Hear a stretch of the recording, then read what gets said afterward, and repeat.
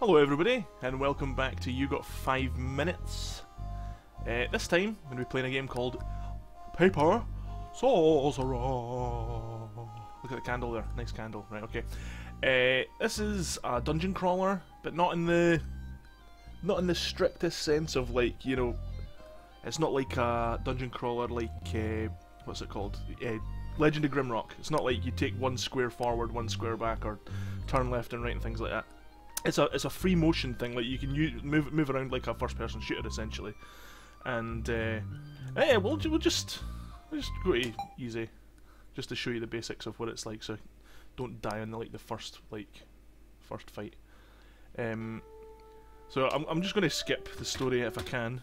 Yeah, the last king you remember, blah blah blah. Right, okay, there's more. Like it's essentially, you're a sorcerer and you were the bad guy and you've been trapped in this book. The king ordered his like best guys to go and trap you in a book. So you're, yeah, okay. So you're trapped in this book, and you've got to try and make your way out. You're the bad guy, and it's extremely tired. Rest for a bit. Yes. Okay. Okay. And then there's a mouse is like, oh, I can let you out. Like you've got to help me. So I'll let you out. Alright, I'll help you. Okay. And now the door's open magically. So you're meant to be trapped in this book, and whenever you take the rest, you're meant to be in like some sort of eternal slumber that like stops you from realizing you're trapped in the book. And that's where the Paper Sorcerer comes from, because he's in the book and he's trying to escape. So feel some of your power returning. Because he's a sorcerer, he can summon team members with him. You got to choose wisely though, because these guys stay with you for the whole game. So I'm gonna go for Minotaur, because like the last time, like he was really good. Like he hit everyone for like 30 points or something. Yeah, it's a total very power. Like he's essentially like the warrior character, or barbarian or something. Yes, summon the Minotaur, right? And as soon as you pass through the doorway, you see a single guard barreling down the hallway towards you. Hey you, how did you get out of your cell? Hail the guard. In the nicest tone possible, you call it out to him. The door just kind of opened by itself. In response, the guard brandishes his mace and continues his charge. You can tell by the look at his face he's the kind of man who got something to prove. Give me 2 seconds. I'm going to quickly... the volume is a wee bit too loud, so I'm going to open the volume mixer and bring this down a wee bit, because I've got a funky feeling that the music's going to get pretty loud when it's in a battle. So sorry about that, it's my back. Right, okay. Next. Combat's turn-based. Yeah, it's like you walk around in... Whoa. That's still a wee bit too loud. I'm going to turn this down a wee bit. Sorry. Put it down to 20%. Yeah, that should be okay. So it's turn-based. You walk around freely, but like when you can get into fights, like it's almost like randomly generated fights. I got really stuck here. Don't do what I did, right? And then click attack, and then click guard, cause, well, yeah, you can click guard, but when I clicked guard, I was like, how can I attack and guard at the same time? So I was using the word guard as defend, you know. So like guard is the actual enemy. It's a dungeon guard, you know. Skill, black bolt. The guard there, and he's totally like wasted. Come on, kill this guy. A beam of arcane energy, black bolt. So one of the things that I really like about this game is the sorcerer is in first person. Like you see his hands and all that when he's doing attacks, but everybody else is like third person. Like the Minotaur runs out in front of you and totally like canes him, you know. It's very basic, but I like the overall design of the game. And it's like a proper RPG style. So like you open doors, and like you got things like you can loot the chests and all that. Inside the chest is a veritable armory. However, their quality is dubious at best. You get the impression they were either being sent for repairs or got scrapped. Swords and all that, yeah, okay. So like what you can do is you can go to your menu and go to equipment, and then go to Minotaur, and then like you can use these menus down here to Shameful Iron Axe, 1 to 17 damage. That's really good. Equip him with some rags. Go back. Equipment for the sorcerer. Weapon. Worthless iron staff. 1+1 magic, so probably that one. And give him some rags as well. And then go back. And you see here, there's a little small chest is locked. Open. It won't open due to the lock. Okay, leave it alone. Okay. Okay. So as you can see, I've been through this bit already. There's nothing in here. You just go into this bit, and there's a tiny wee bed. You notice that this bed is particularly tiny. Open bed.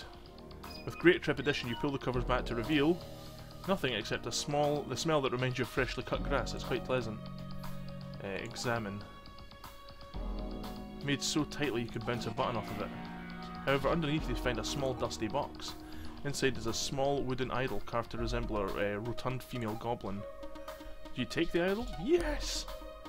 You never know what might come in handy. Okay, leave it alone. And you can like loot these things here. I got a broom! Yeah, I think that's a joke, by the way. Got a mop, you know. A joke for like Skyrim players. You found one plain key. I wonder where that key goes to. I'll try and open this as well. And inside the cabinet is a book titled The Peaceful Path, Learning to Put Banditry Behind You. You want to take it? Yeah, okay. You decide to steal a book about learning not to steal. Oh, the irony. Right, okay. So, the game's got like a nice wee sense of humour about it as well. But I wonder what that key, maybe the key goes to this, I think. Okay. So, use item, plain key. You unlock the chest with a plain key. The click sound it makes is quite satisfying. Then the lock is now open. So, restoration crystals. Restoration crystals are important items in the hard 1980 difficulty. Aside from a few high-level skills, restoration crystals are the only way to revive dead characters. So yeah, like, the game's got multiple difficulty levels, and I tried it on the 1980s one to start off with, not knowing what I was getting myself into, and I was getting wasted by like the second fight. A pair of guards are standing around murmuring. As soon as you enter, they turn to face you. Pardon me. The shocked look in their faces is absolutely priceless. However, they quickly regain their composure and rush into attack. Yeah. You've got like a defense bar as well, and that sort of gets lowered with each attack that hits you. Skill, Black Bolt, Guard A, Skill. The dice here, that's how many rounds it takes for it to recharge before you can use it again. It takes 2 rounds for Bull Rush to attack, so you can use it again, and this one takes 3. Deals extra damage, so Guard B. Oh no, getting hurt. A beam of energy. Yay! And Minotaur's going to run out and totally kill this guy. 22 hit points. Like, that guy just never had a chance. So yeah, there are obviously a couple of wee things about it that are kind of like unpolished, but like, you know, it's an indie game, so what'd you expect, you know? Right, okay, so we've cleared block 1, level 1, and that's like 8 minutes and 50 seconds already, so I'll quickly... Okay, choose wisely. Oh yeah, you can, like, with every floor that you clear, you can add in like another character to your thing. I think up to a maximum of 4 friends. No! Sorry, my PS Vita was going off there. Life draining healer, ghost, imp. I'll go for the goblin, sneaky thief. He's cool. Yeah, I'll summon the goblin.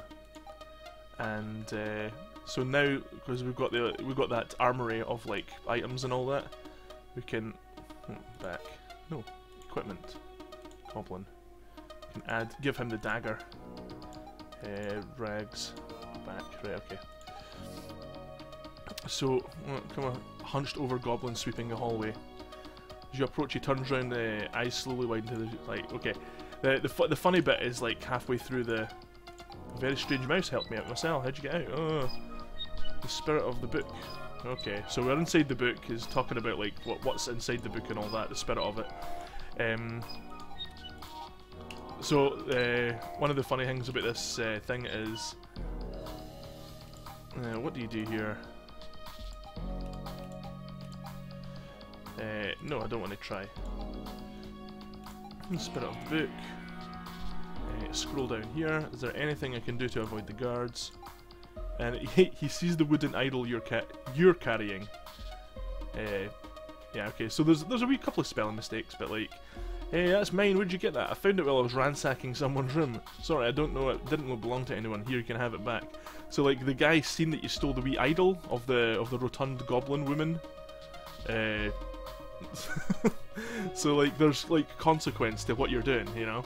And I can see that it's like 11 minutes now. So, oh, sorry, I didn't know it belonged. He snatches the idol out of your hands while grumbling something in Goblin. Yeah, it was a nice safe place, as I was saying. Right, anyway, guys, if Paper Sorcerer piqued your interest, and I hope it did, because it's quite a fun game. Like, there's quite a lot going for it. It's quite a deep system and all that. The music's actually, like, the ambient music in the background's pretty cool.